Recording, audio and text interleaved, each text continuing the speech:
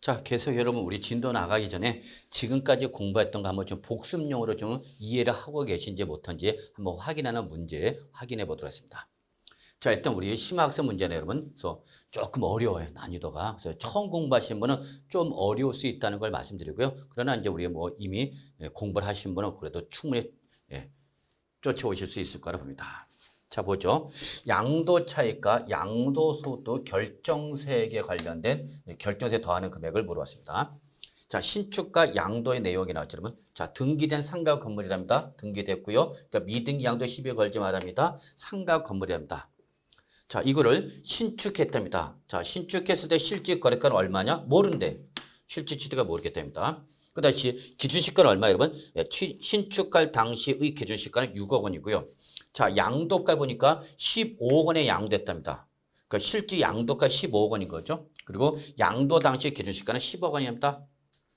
날짜를 보니까 2020년 11월 15일 날에 신축해갖고요. 2023년 9월 22일이랍니다. 그럼 약 3년을 보유를 못한 거죠, 여러분? 3년 보유를 못했네요. 3년 보유 못했다. 자, 그럼 이때 첫 번째 실질 취득가액이 불분명한 것으로 하여 양도차익을 계산했답니다. 즉 여기 보시면 실질 취득가액이 나왔어 안 나와서 안 나왔죠. 그 다음에 다만 증빙 서류에 하여 확인된 자본적 지출가 양도비 합계는 얼마나 나왔다면 4억 원이 있다라고 했어요. 자, 그러면 이거 가지고 여러분 일단은 우리 양도차익 계산합시다. 양도차익. 그래서 물어보는 것이 이제 첫 번째 1번이 뭐냐면 양도차익이 얼마냐 물어봤어요. 그래서 주어진 자료 외에는 고려하지 말고 양도차익을 얼마인가 물어봤습니다. 자, 그럼 우리 요 양도차익을 한번 계산해 봅시다. 그러면 양도차익은 당연히 뭐예요, 여러분? 양도가에서 취득가액을 뺀 거죠. 네. 그러면 보죠. 실질 양도가액이 나와 있나요? 나와 있죠. 얼마 양도했다는 어쩌면 우리 15억 원에 양도했습니다. 나와 있죠, 여러분? 15억 원에 양도했다. 그러면 실질 양도가액 15억 원이죠. 자, 여기서 뭘 빼는 거예요, 여러분? 실질 취득가를 빼야 되는 거죠. 네. 그래서 실질 취득가를 빼려고 봤더니 실질 취득가액이 확인이 돼야 안 돼? 안 된다 그랬죠. 그래서 이때 요 실질 취득가액 불분명한 거로 하여 양도차익 계산했죠. 그럼 얘를 지금 안다 모른다? 모르는 거죠. 그러면 실질 취득가액을 확인할 수 없으면 우리 뭐로 가죠, 여러분? 첫째, 매매사례가이죠. 근데 지금 매매사례가는 주어졌어 안 주어졌어? 주어지지 않았네요. 그거 고려하지 말랬죠. 그러면 우리 매매사례가였고요. 그러면 두 번째가 뭐죠, 여러분? 감정가액의 평균액이 됐죠? 자, 감정가액 주어졌나요? 안 주어졌죠. 그럼 세 번째 뭐죠? 매감환, 뭐죠? 환산 취득가액이죠. 자, 여러분 환산 취득가 어떻게 한다 했죠? 여러분 양도 당시 실질거래가 15억 원을 양도 당시 실질거래 15억 원을 자, 양도 당시 기준시가죠. 양도 당시 기준시가 얼마죠, 여러분? 10억 원이죠. 에서 취득 당시 기준시가 얼마 나왔죠, 여러분? 6억 원이 제시됐죠, 여러분? 그래서 바로 취득 당시 기준시가는 6억 원이죠. 그러면 이때에 바로 요 실질 양도가액을 바로 양도 당시 기준시가분의 취득 당시 기준시가로 환산한 거죠. 그럼 요거 몇 프로예요, 여러분? 60%죠? 10분의 6이니까 60%. 그래서 환산 취득가액은 15억 원에 60%가 얼마 되죠, 여러분? 616, 65, 30 얼마 되나요? 9억 원이 되는 건가요? 네, 계산 좀 해주세요. 616, 65, 30 9억 원이 맞죠? 가끔가다 요즘 이제 계산이 잘 안 될 때도 있죠? 네, 한번 잠깐 확인해 볼까요? 네. 그래서 9억 원, 15억 원이죠? 예. 예, 9억이 맞죠. 자, 그래서 실질 취득가액 9억 원이 환산됐습니다. 그러면 자, 실질 취득가액을 실질 취득가를 하지 못하고 뭘 했으니까 여러분 환산 취득을 했죠. 그러면 기타 필요 경비로 우리는 실질 취득가를 쓰면 자본적 지출액과 양도비가 나와야 되는데 환산 취득가액을 가지고 취득가를 했기 때문에 기타 필요 경비는 뭐가 나오는 거죠? 그렇죠? 필요 경비 계산 공제액이 나와야 되는 거죠. 이걸 주의해 두시죠. 필요 경비 계산 공제액이 나온 거죠. 그럼 필요 경비 계산 공제액은 취득 당시 기준시가 얼마죠? 6억 원이죠. 취득 당시 기준시가 곱하기 양도 물건별 공제인데 지금 양도 물건이 뭐죠? 상가 건물이나 부동산이라서 등기가 됐다. 그래서 몇 프로죠? 3%가 되는 거죠. 그럼 6억 원에 3% 얼마예요, 여러분? 네, 이게 어렵죠. 3, 6, 18 얼마죠, 여러분? 1,800만이 나오나요? 30%면 1억 8천만 원이고, 그죠? 예, 3%니까 368, 1800이 나오죠. 자, 그래서 이렇게 바로 양도 차익이 나오는 거죠.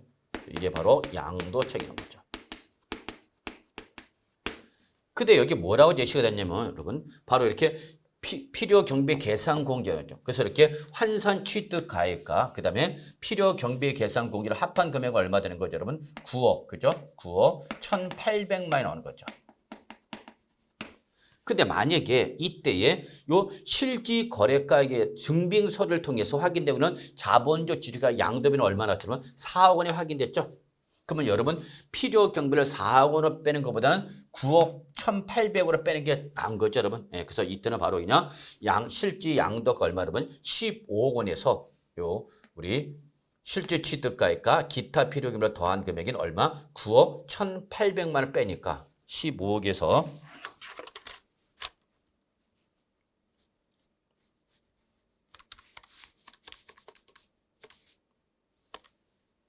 9억 1,800만 원이 되겠죠, 여러분? 예. 그럼 양도책이 얼마나 하냐면 5억 8,200만 원이 나옵니다. 혹시 제가 계산 잘못했어도 여러분 이해해 주시고요. 예. 그래서 결국은 양도가 10억 원에서 우리 필요 경비로서 9억 1,800을 뺀 거죠, 여러분. 예. 그래서 9억 1,800을 더하면 얼마 된 거죠, 여러분? 10억이 나오는 것처럼 확인할 수 있겠죠. 그래서 결론 15억 원에서 얼마 뺐다 그러면 9억 1,800을 빼니까 나머지 얼마 되죠? 5억 8,200만 원이 바로 뭐가 되는 거죠? 양도 차익이 되는 거죠. 그래서 요 양도 차익 5억 8,200만 원을 확인해 두시면 되겠죠. 자, 두 번째 뭘 물어봤죠, 여러분? 과세 표준 금액이 얼마냐 물어봤죠.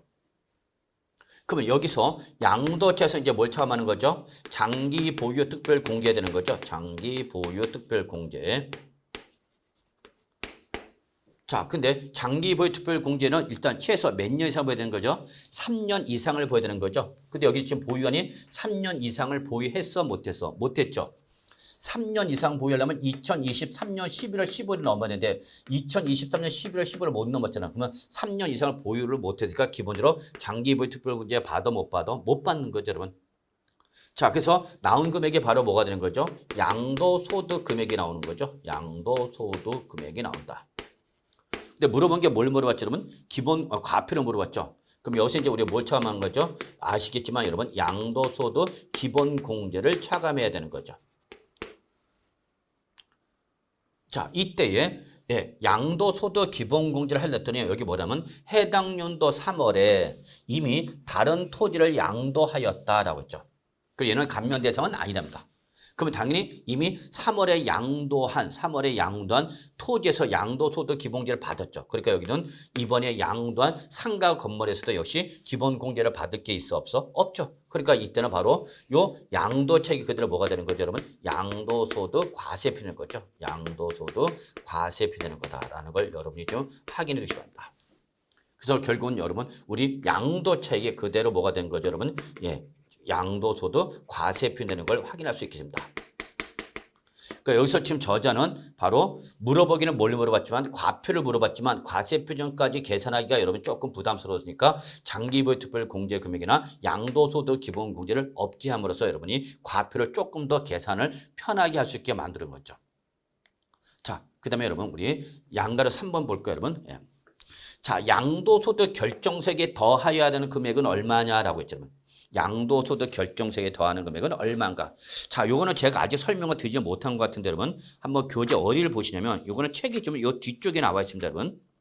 자, 여러분 교재 여러분 413쪽 한번 봐주시기 바랍니다. 413쪽 여기 뒷부분에 나와 있네, 여러분.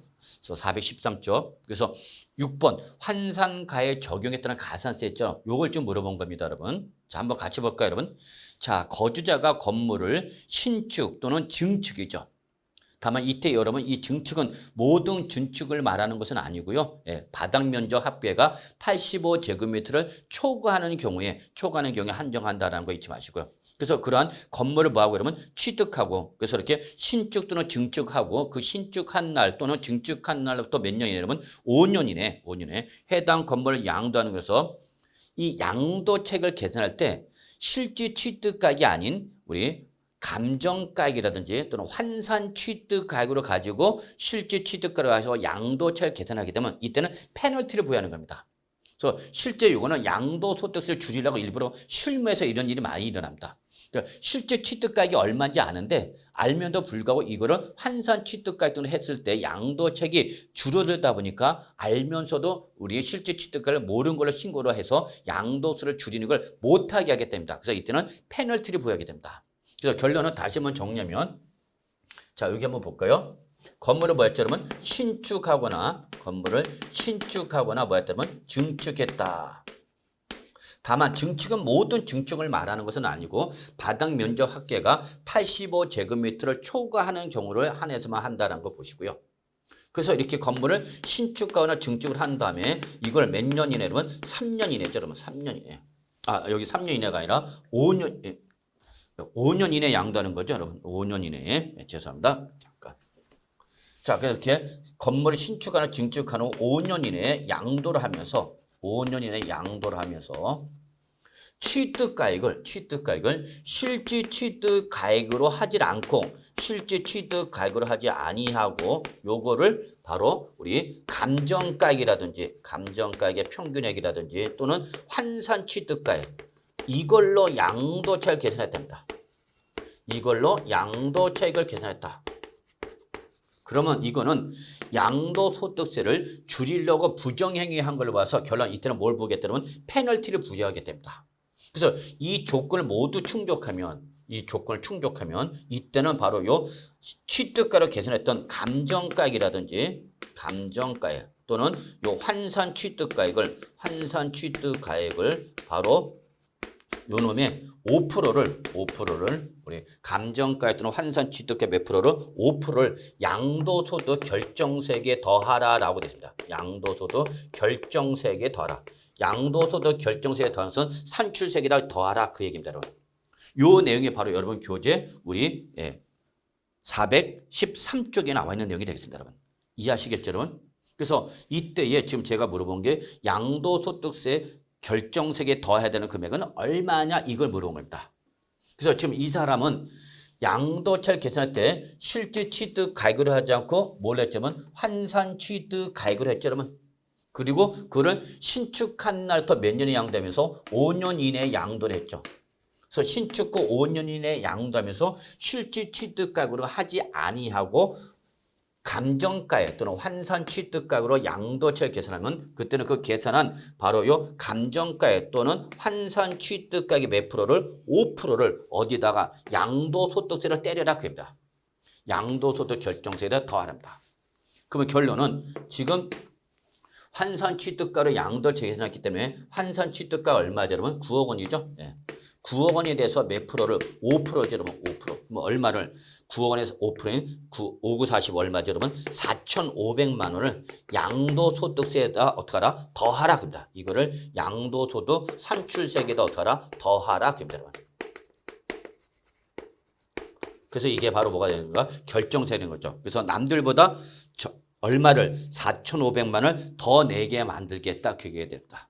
그래서 이렇게 결론은 다시 한번 정리하면 건물을 신축하거나 증축을 하고 그 신축 또는 증축한 날에서 몇 년 이내 5년 이내 양도하면서 이거를 실질 취득가액으로 양도차익을 계산한 것이 아니라 감정가액이나 환산 취득가액으로 양도차익을 계산하면 그 계산한 감정가액 또는 환산 취득가액 몇 프로를 5%를 양도소득 결정세액에 어떻게 한다? 더하라라는 걸 알고 계시기 바랍니다. 그래서 결국 우리 환산 취득가 얼마냐면 9억 원에 5%인 4,500만 원을 양도소득세 산출세액이 남은 그 산출세도 더해서 바로 양도소득세를 부과하겠다라는 걸 여러분 좀 이해해 주시기 바라겠습니다. 여러분 아시겠죠? 그래서 요 내용을 여러분이 좀 먼저 정리해 주시기 바라겠습니다. 여러분 교재 413쪽에 나와 있는 내용을 좀 봐주시기 바랍니다. 자, 그 다음에 이때 다음에는 뭘 물어봤죠? 여러분 양도소득 신고 납부세액을 물어봤죠? 그럼 양도소득 과세 표지 나오면 그 과표에다가 우리 과표 얼마 나왔죠? 여러분 5억 8,200만 원 나왔죠? 5억 8,200만 원. 그럼 여기에다 이제 우리 세율을 곱해서 2년 이상을 보였었죠? 여러분 보유 기간은 여기 우리 보유기간은 몇 년이죠? 여러분 2년 이상을 보였죠? 여러분 그러면 2년 이상을 보유하고 양도는 할 때는 뭘로 적용하죠, 여러분? 누진세를 적용하는 거죠. 그래서 여러분 누진세를 곱해서 양도소득세 산출세액이 나오는 걸 여러분이 좀 확인해 두시고요. 이걸 바로 신고 납부한다 이렇게 좀 정리해 두시기 바랍니다. 아시겠죠? 그래서 이 부분은 조금 어려운 부분이에요, 여러분. 그래서 처음 공부하신 분은 좀 넘어가도 되고요. 한번 좀 이미 공부를 하신 분은 복습용으로 정리한다라고 봐두셔도 큰 무리는 없겠습니다, 여러분. 아시겠죠? 자, 그 다음에 두 번째 한번 우리 실질 필요 경비 계산 공제의 요거 한번 좀 확인해 보죠. 자, 실질 필요 경비 계산 금액이 얼마냐 이렇게 좀 물어보네요. 그러면 자, 첫 번째 자료 볼까요, 여러분? 지적 제조세 관한 특별법에 따라서 경계 확장해서 지적공사 면적이 어디 됐죠? 증가됐죠? 그럼 증가된 부분에서 토지를 취득한 걸로 보기 때문에 조정금을 내야 되죠? 이때 징수한 조정금 얼마 있다? 500만 원이다라고 했죠. 그럼 얘는 실질 취득가를 잡아라, 잡지 마라. 예, 이때는 실질 취득가에게 포함하지 않는다라고 했죠. 제외합니다라고 했죠, 여러분. 그러니까 이때 비록 500만 원이 나갔지만 이거는 필요 경비를 잡을 수 없다 그입니다. 두 번째, 부동산 임대업자인 갑은 특수관계인이 아닌 을로부터 건물을 3년간 연불 조건으로 우리 취득하고 다음과 같이 회계 처리했다. 그래서 이거는 기업회계 규정에 따라서 하라 이렇게 하는 거기 때문에 우리가 장부에 이렇게 기록할 수밖에 없어요. 그러면 차변에 우리 현재 가치 3년간 연불 조건으로 구입했기 때문에 이 건물 취득가격은 바로 우리 현재 가치 4억 8천만 원을 계산합니다. 그 다음에 이때에 요 명목가치 550과 그 다음에 현재 가치 4억 8천만 원의 차이가 얼마라면 2천만 원. 여기에 바로 뭐가 되냐면 현재 가치 할인 차감이 되는 겁니다. 그러면 장부상에 자, 요 건물을 양도했을 때 이 건물 양도가에 대응되는 취득가격을 얼마로 해야 되는 거냐? 그게 얼마로 했냐? 그럼 우리 건물 취득가 얼마로 되어 있죠, 여러분? 4억 8천만 원이 되어 있죠. 장부상에 4억 8천만 되어 있지만 이때 양도차익 계산 때 취득가격은 여기다가 우리 현재 가치 할인 차감 얼마? 2천만 원은 더하라 빼라. 더하라 그랬죠? 그래서 현재 가치 할인 차감은 취득원가에 더합니다라고 했죠. 그래서 우리 2천만 원 더하니까 우리 양도가에서 차감한 취득가 얼마 되는 거죠? 여러분 5억 원이 되는 거죠. 네, 그래서 바로 5억 원을 바로 양도가에서 차감하는 취득가격으로 하라 그입니다. 아시겠죠, 여러분? 여기까지. 자, 그래서 결론은 우리 건물 등을 장기 연불 조건으로 취득함에 따라서 현재 가치로 계산했을 때는 그 현재 가치 금액에다 뭐를 현재 가치 할인 차감을 더한 금액, 즉 우리 장기 지급 미지급금 5억 원으로 취득가로 계산을 할 거입니다. 다만 이때 이 건물과 관련하여 현재 가치 할인 차감 상가격 300만 원이 있고요. 그 다음에 감가상각비 200만 원이 있는데 이거를 양도소득이 아닌 사업소득 금액이죠. 그럼 여러분 사업소득 금액은 뭐를 말하는 거죠? 종합소득세를 말하는 거죠. 이때 이렇게 종합소득세 계산 때 필요없이 계산했대. 그러면 이미 이때 양도소득세를 필요금을 잡았는데 또는 취득원가를 계산했는데 이때의 이 감가상 우리 현재 가치 할인 차감 상가격과 현재 가치 할인 차감이죠. 그리고 감가상각비 200만 원 양도소득세가 아닌 종합소득세 계산 때 필요로 산 얘기이기 때문에 무슨 가세가 되죠? 이중공제가 되는 거죠. 좀 어렵나요? 그럼 이중공제가 하면 되니까 안 되니까? 안 되니까 그 금액은 취득가에서 어떻게 하라? 빼라라고 했죠. 그래서 요 300만 원과 200만 원을 얼마? 500만 원을 요 취득가에서 빼야 되는 겁니다. 그래서 우리 취득가는 얼마를 계산하니까 여러분? 4억 9,500만 원으로 양도차익을 계산해야 된다는 걸 알아두시기 바랍니다. 그래서 여러분 여기서 기억할 거는 우리 첫째, 현재 가치 할인 차감은 취득원가에 어떻게 하라? 더하라 라는 걸 기억하셔야 되고요. 근데 그때 그 현재 가치 할인 차감 상가격이나 감가상각비를 종합소득세 계산할 때, 즉 사업소득 금액 계산할 때 필요 경비를 어떻게 했다? 계산했다. 그러면 그 금액도 어떻게 하라? 빼내라 그 얘기죠. 그래서 이때 취득가 5억 원에서 500만 원을 빼서 4억 9,500만 원이 바로 뭐가 되는 거다? 취득가격이 되는 거다라는 걸 좀 확인해 두시기 바랍니다. 자, 그 다음에 세 번째인가요? 네. 수용된 토지에 대한 보상금 증액 있죠. 자, 내 토지가 뭘 당했죠? 수용당했죠. 그러면 나는 뭘 받고 나오죠? 보상금을 받고 나오겠죠. 근데 이때 보상금이 부족하다, 더 달라라고 증액과 관련돼서 뭐예요? 그러면 소송을 걸은 거죠. 그러니까 그때 그 소송으로 인한 비용이 얼마 발생했다면 1,000만 원이 발생했답니다. 1,000만 원. 그러면 이때에 이 소송 비용은 당연히 필요 경비 자본적 지출액을 잡아야 돼, 안 잡아야 돼? 잡아야 되는 거죠. 우리 자본적 지출액 할 때 여러분 요 소송 비용은 필요 경비로 잡아라라고 했죠. 근데 잡는데 자본적 지출 잡을 수 있는 금액은 바로 그 소송으로 증액된 보상금을 한도로 한다고 했죠, 여러분. 그래서 바로 요 800만 원을 한도라는 거죠. 증액된 보상금을 한도로 한다. 증액된 보상금을 한도라는 거죠.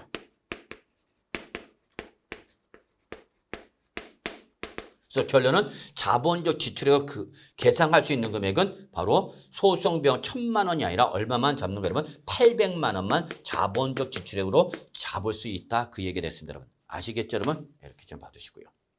자, 그 다음에 이제 우리 마지막 자료 보니까 여기 나왔네요, 여러분. 자, 토지를 취득할 때 매입한 국민주택채권을 만기 전에 법무사한테 양도했다 했죠.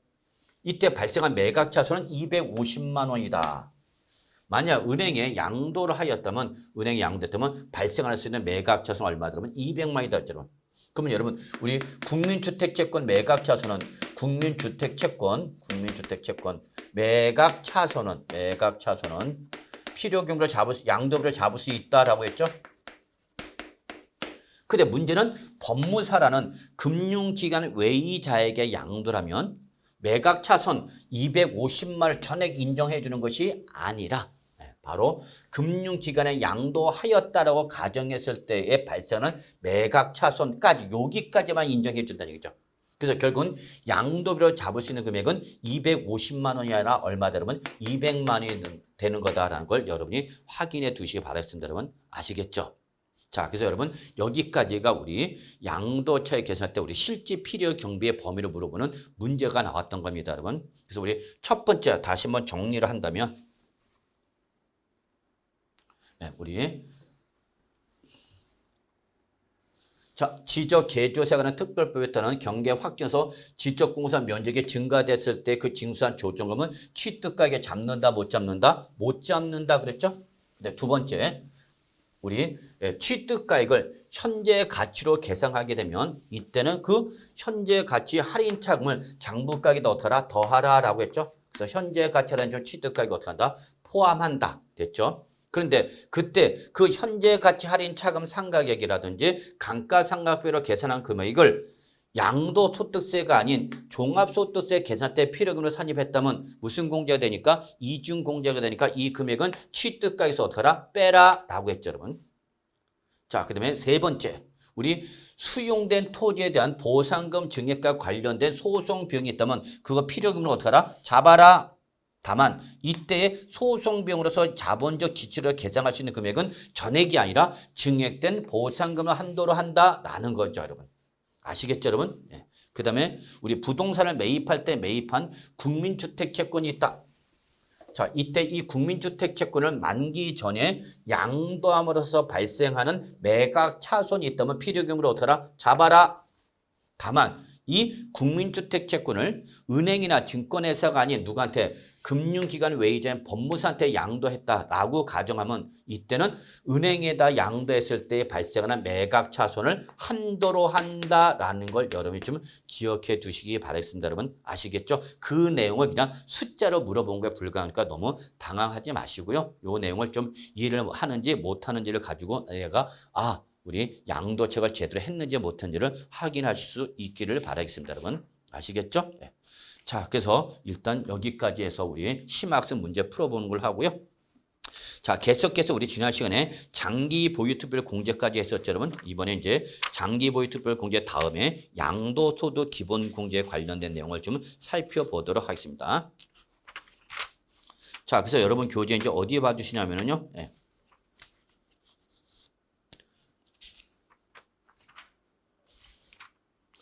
자, 390쪽을 봐주시면 되겠네요, 여러분. 390쪽. 그래서 지금까지 우리 양도차익과 관련된 문제를 한번 복습 문제를 풀어봤습니다. 네, 말이 복습 문제지 복습은 아닌가요? 괜찮아요, 여러분. 조금 어려운 면이 없지 않아 있다 하더라도 여러분 다시 한번 반복해서 정리해 두시면 정리될 테니까 너무 걱정하지 마시고요. 자, 이제 우리 지난 시간까지 양도 차익에서 여러분 장기 보유 특별 공제를 차감해서 뭐가 나온 거죠, 여러분? 바로 양도소득 금액이 나온 거죠.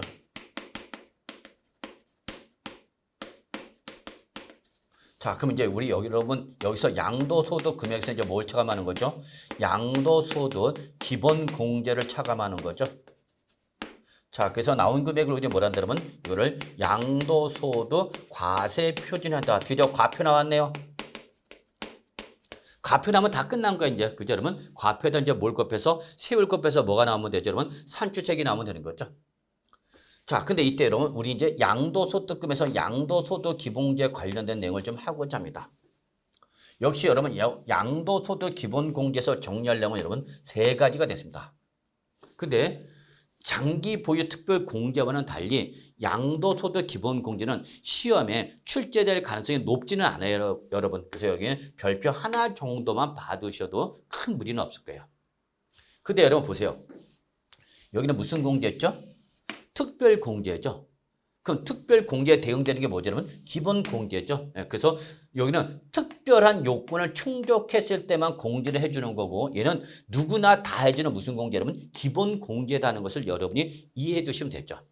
그렇기 때문에 역시 요 양도소득 기본 공제 대상은요, 무슨 공제니까? 기본 공제니까 여러분 다 해준다. 그래서 얘는 양도 물건이라든지요, 보유기간 이런 거 묻지 않고요. 그냥 양도소득세 납세 의무자라면 누구나 다 공제해줍니다. 무슨 공제니까? 기본 공제니까 여러분 기본. 그래서 양도소득세 납세 의무자라면 다 공제입니다. 근데 여러분 여기 공제 대상엔 납세 의무자라고 했죠. 그러니까 얘는 물건을 보고 공제라는 것이 아니라 사람을 보고 하는 거기 때문에 얘는 공제 성격이 여러분 인적 공제 성격을 띱니다. 즉 장기 보유 특별 공제는 3년 이상 보유한 부동산이나 조합원으로서 취득한 조합원 입주권을 양도했을 때만 이렇게 장기 보유 특별 공제 해줬으니까 거기는 물적 공제야. 그래서 장기 보유 특별 공제는 일정한 요건을 충족한 물건을 양도했을 때만 공제는 물적 공제인데 반해서 양도소득 기본공제는 누구나 다 해주는 무슨 공제다 그러면 기본 공제다 보니까 얘는 바로 인적 공제 성격을 띈다. 따라서 얘는 양도 물건이 뭐예요? 또 몇 년 이상 보유했어요? 이런 걸 물어 안 물어? 안 물어. 기본 공제니까. 누구나 다 해주는 거니까. 자, 그런데 이때에 아무리 내가 무슨 공제지만 기본 공제지만 미등기 양도할 때는 안 해줍니다. 미등기 양도할 때는 요 양도소득 기본공제를 안 해줍니다. 그러면 여러분 우리 미등기 양도 우리 아까 장기 보유특별 공제 할 때 적용을 받아서 못 받아서 못 받았죠. 그렇습니다. 미등기 양도할 때는 여러분 장기 보유 특별 공제도 못 받고요. 양도소득 기본공제도 못 받아요. 그러니까 얘는 미등기 양도할 때는 장기 보유 특별 공제 금액도 없고 양도소득 기본공제도 없다 보니까 공제 금액이 빵! 그래서 얘는 바로 미등기 양도할 때는 양도책이 그대로 양도소득 과세 필린다는 걸 좀 같이 기억해 두시기 바랍니다. 자, 이번에 이제 우리 공제 금액 갑시다. 얼마예요? 우리 기본 공제 금액이 얼마인지는 알고 계셔야 되겠죠. 근데 여러분 이때에 요 양도소득 기본 공제, 즉 양도소득금에서 빼는 양도소득 기본 공제는 양도 자산별로 공제한다. 그러면 여러분 꼭 적어. 양도 자산별로 공제를 한다. 그러면 이 말은 여러분 틀린 말입니다. 양도 자산별 구분 공제가 아니라 바로 얘는 소득별 구분 공제입니다. 소득별로 구분해서 공제를 해준다라는 걸 여러분이 꼭 알고 계셔야 됩니다. 자산별로 공제를 해주는 것이 아니라 소득별로 구분해서 공제입니다. 장기 보유 특별 공제는 양도 물건마다 하나하나씩 공제를 해주는 건데 양도소득 기본이는 물건마다 하나하나씩 공제를 해주는 것이 아니라 요 소득별로 구분해서 공제하는데 이때 소득별 구분은요 크게 부동산 등 하나, 그 다음에 주식 등 하나, 그 다음에 세 번째 파생상품 하나, 네 번째가 이제 우리 마지막 신탁 수익권 하나, 이렇게 몇 가지로 구분했죠, 여러분? 네 가지로 구분했죠. 여러분 이거 어디서 봤었는데? 이 부동산 등 주식 등 파생상품 신탁수익 우리 어디서 봤었는데 기억나셔야 되는데 바로 여러분 양도소득세 과세 대상에서 여러분한테 설명했죠. 그래서 양도소득세 과세 대상일 때 양도소득세 과세 대상은 성격에 따라서 크게 몇 가지로 구분한다? 네 가지로 구분합니다라고 했었죠. 그래서 우리 공인중개사의 중개 대상이 되는 부동산 등 하나, 그다음에 우리 공인중개사와는 전혀 관련은 주식이라든지 또는 선물, 수합, 옵션 등의 파생 상품이라든지 또는 신탁 수익권 이렇게 크게 네 가지로 구분했죠. 이렇게 네 가지로 각각 구분한 요 양도소득금액 합계에서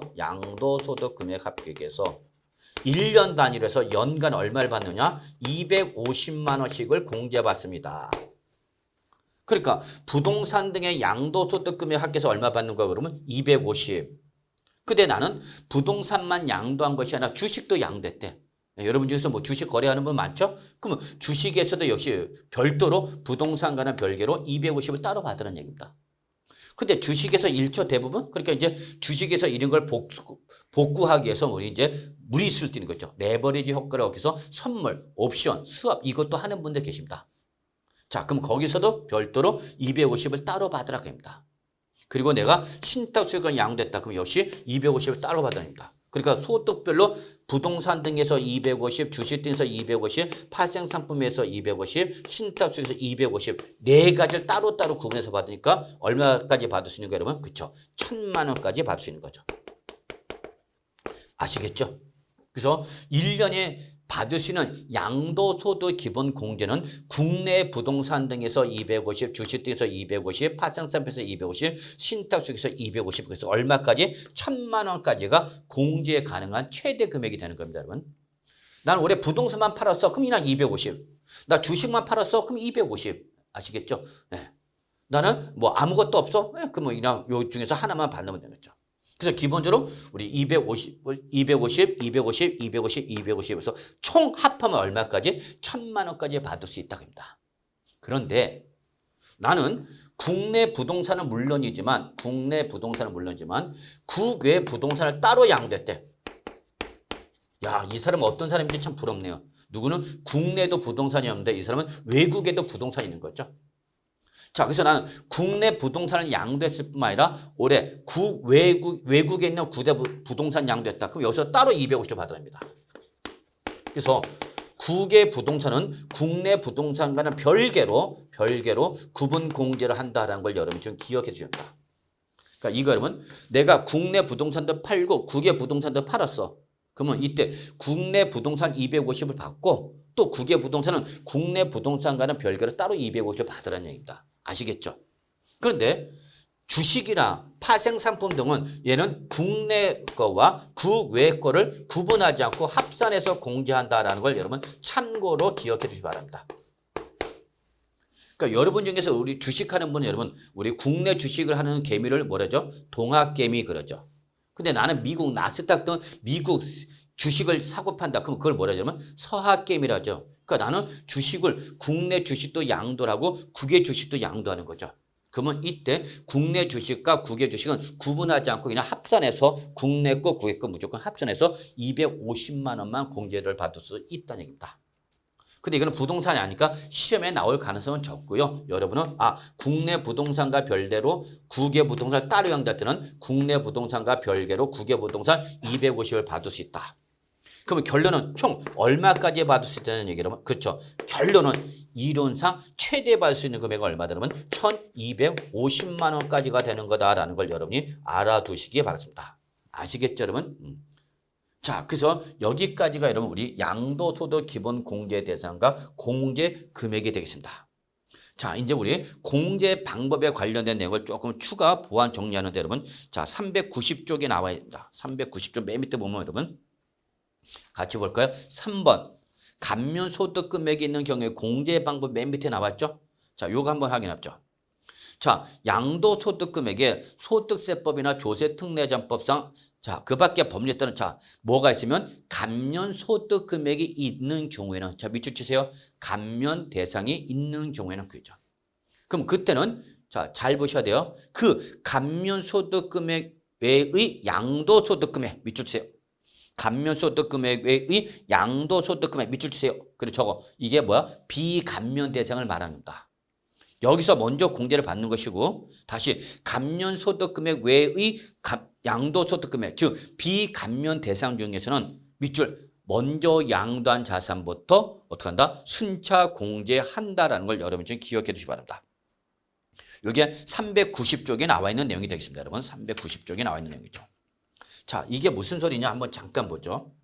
제가 여러분 첫 번째 2023년 5월 2일 날에 어린이날을 선물하기 위해서 갖고 있던 부동산을 처분했어요. 그래서 우리는 어린이날 선물할 때 이렇게 부동산 처분합니다. 그래서 부동산 처분하면서 여러분 우리 양도소득 기본공제를 얼마 받았냐? 250만 원 공제 받았어요. 그래서 이 A 부동산에서 양도소득 기본공제 얼마 받았다 그러면 250만 원을 받았어. 자, 그래서 이걸로 끝나면 이제 끝나는 건데 문제는 올해 또 양도를 했어. 그래서 2023년 7월 2일 날에 7월 3일 날에 휴가 자금 여름 휴가 가야 되겠죠, 여러분? 그러면 이제 또 갖고 있던 부동산 처분해야 되겠죠. 우리는 한 번 휴가 가려면 이렇게 처분하고 나옵니다. 자, 그래서 이번에 B 부동산을 또 양도했어요. 그러면 이미 요 A 부동산을 양도할 때 양도소득 기본공제 얼마 받았기 때문에 250만 원을 받아버렸기 때문에 더 이상 이제 부동산이나 부동산에 관한 거나 기타 자산은 더 이상 공제를 받을 수 있다 없다? 없습니다. 왜? 1년에 받을 수 있는 금액은 250만 원밖에 못 받기 때문에 이미 A 부동산 양도할 때 250을 받아서 B 부동산 양도할 때는 이제 기본 공제 금액이 없어요. 아시겠죠? 그래서 그 이후에는 기본 공제를 받는다 못 받는다? 못 받는 게 원칙이야. 그런데 문제는 얘가 이 A라는 부동산이 조세 특례 제한법에 따라서 얘가 무슨 대상인가 봤더니 감면 대상이랍니다. 감면 대상이랍니다. 즉 얘는 양도소득 산출세액이 나오면 요 양도산출세액에서 조세 특례 제한법에 따라서 세액을 감면을 받는 거죠. 그래서 그만큼 세금을 내는가 안 내는가? 안 내는 거죠. 그래서 이걸 뺀 금액으로 납부하는 거죠. 그러면 얘는 어차피 기본공제를 받나 안 받나 어차피 세액을 뭐 하기 때문에 감면을 받고 차라리 여기 B 부동산은 얘는 감면을 못 받았죠? 그럼 이렇게 요 A 부동산이 무슨 대상이면 감면 대상이면 여기서 받았던 기본공제를 어떻게 하고 취소. 여기서 받지 말고 여기서 기본공제 250만 원을 받아라 그 얘기입니다, 여러분. 그럼 결국은 양도소득 기본공제는 250만 원은 변함이 없는데 이 A라는 부동산이 감면대에서 공제를 받지 말고 비감면대에서 공제를 받아냅니다. 그럼 얘는 그만큼 과표가 250만 원만큼 줄어드는 거죠. 그러니까 얘는 그만큼 양도소득세가 줄어들겠죠, 여러분. 아시겠죠? 그래서 이렇게 자 정리합시다. 당해 연도 중에 부동산 등을 양도를 2번 이상 양도를 했어. 근데 하나는 무슨 대상이고 감면 대상이고 하나는 감면 대상이 아니대. 그러면 이때는 감면 대상에서 공제를 받았던 250을 뭐하고 취소하고 어디서 비감면 대상에서 공제를 받으라 그 얘기입니다, 여러분. 그러면 그만큼 양도자 입장에서는 비감면 대상에서 과표가 250만 원권 줄어들기 때문에 산출세도 어떻게 돼요? 줄어드는 효과가 나는 거죠. 근데 얘는 어차피 받으나 안 받으나 무슨 대상이니까 감면 대상이니까 차라리 비감면 대상에서 공제받으라 그 얘기입니다.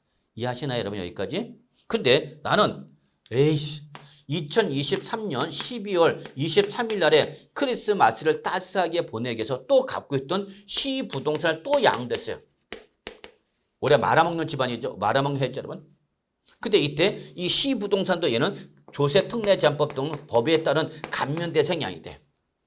그럼 이렇게 감면 대상이 아닌 게 2번 이상 양도해서는 어디서 받을 거냐? 비감면 대상에서 어떻게 하냐? 이때는 먼저 양도한 자산부터 여기서 공제를 받으라 그럽니다. 따라서 비감면 대상에서 나중에 양도해서 기본공제 받는다 못 받는다? 못 받는다 그 얘기가 됐습니다, 여러분. 이해하시나요? 이게 조금 어려운 부분이야. 그래서 결론은 얘가 무슨 대상의 문제 여러분? 감면 대상의 문제야.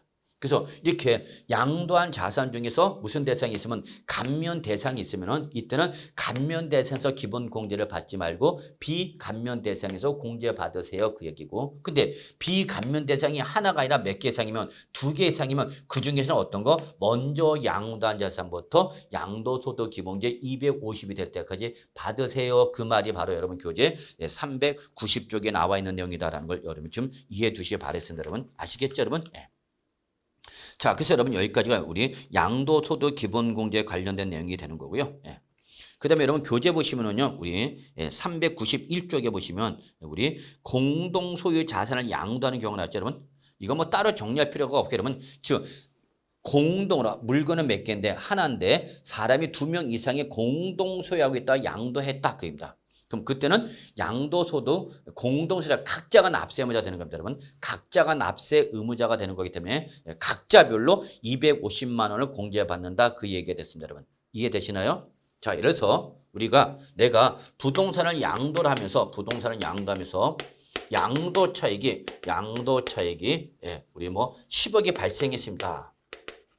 그럼 당연히 여기서 뭐가 부과되는 거죠, 여러분? 양도소득세가 부과되겠죠, 여러분? 양도소득세를 부과되는데 이때에 이거를 이 부동산을 한 사람이 갖고 있던 것이 아니라 갑이 60% 그다음에 을이 40% 이렇게 뭐 하고 있다는 거예요, 여러분? 공동 소유하고 있었다는 얘기다. 공동 소유했다.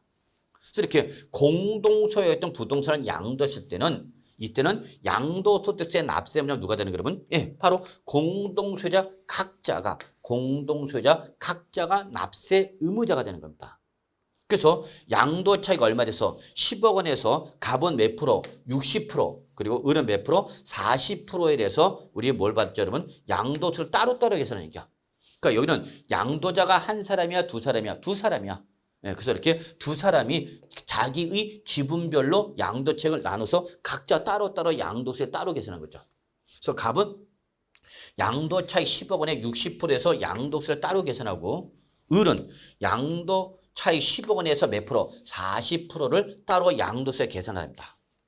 이때 양도소득 기본공제는 인적 공제이기 때문에 갑도 얼마 받는 거고 여러분 250을 받고 을도 따로 얼마 받을 수 있다 여러분 250을 따로 받을 수 있다는 얘기입니다. 이해하시겠죠? 그러면 한 사람의 명의로 양도하면 양도소득 기본제 얼마밖에 못 받는데 250만 원밖에 공제를 받지 못하는데 두 명이 공동소유할 때는 얼마까지 받을 수 있는 거예요? 여러분 500만 원까지 공제받으니까 공제금액이 더 커지는 거죠. 그래서 항상 여러분 부동산을 취득해서 보유하고 양도할 때에 이때 세부담을 줄이는 가장 기본적인 명의는 한 사람의 명의보다는 공동소유로 취득하는 것이 더 유리합니다. 그래서 일단 양도소득 기본제는 무조건 250, 한 사람의 명의면 250밖에 못 받는데 공동소유면 공동소유 각자 250을 받는 거기 때문에 그만큼 과표가 줄어드는 효과가 나타나기 때문에 양도소득세를 줄이는 방법은 각자 우리 공동소유하는 것이 유리하다. 그럼 주택 등 부동산 취득할 때 한 사람의 명의로 취득하는 것보단 우리 부부 공동 명의로 취득하는 것이 더 유리합니다.